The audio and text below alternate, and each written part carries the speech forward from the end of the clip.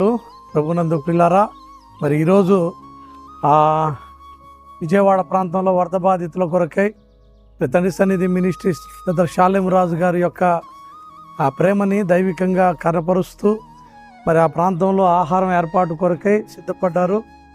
మరి దేవుని కృప ద్వారా ఆ కొన్ని ప్రాంతాల్లో ఆహారాన్ని మరి అందించడం జరిగింది. చాలామంది కూడా ఆహారం తింటూ ఉన్నారు.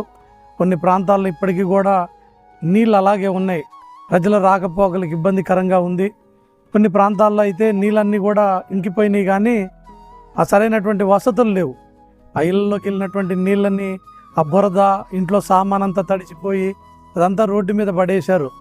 ఆ సమాజాలన్నింటినీ కూడా శుభ్రం చేయడం కొరకై మున్సిపాలిటీ వ్యవస్థ పనిచేస్తూ ఉంది.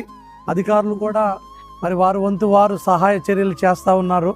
ఏదేమైనా విజయవాడ ప్రాంతంలో జరిగినటువంటి ఈ సంభవం చాలా ఇబ్బందికరమైనటువంటి పరిస్థితి, ప్రజల్ని దిగ్భ్రాంతికి గురి చేసింది.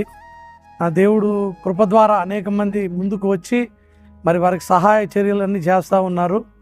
ప్రత్యేకంగా గడిచినటువంటి ఒక 6 రోజుల నుంచి తండ్రి సన్నిధి మినిస్ట్రీస్ ద్వారా విజయవాడ ప్రాంతంలో వరద బాధితుల కొరకు సహాయ చర్యలు చేపట్టారు. ఆ మొదటి రోజు మరి బ్రెడ్, పాలు, అలాగనే రెండో రోజు కూడా అలాంటి పరిస్థితులే. వరుసగా 3-4 రోజుల నుంచి కూడా ఈ పరిచర్యలో చాలామంది బిడ్డలు వాడబడతా ఉన్నారు. దేవుడు కృప ద్వారా అనేక మందికి సహాయాన్ని మేము అందించగలుగుతా ఉన్నాం. దేవుడు ఇంకా ఈ ప్రాంతంలో ఉన్నటువంటి పరిస్థితులన్నిటిని కూడా సద్దుమణగ చేసి అన్నీ కూడా తొలగిపోనట్లుగా ప్రార్థన చేయండి. దేవుని కృప మనకు తోడై ఉండును గాక.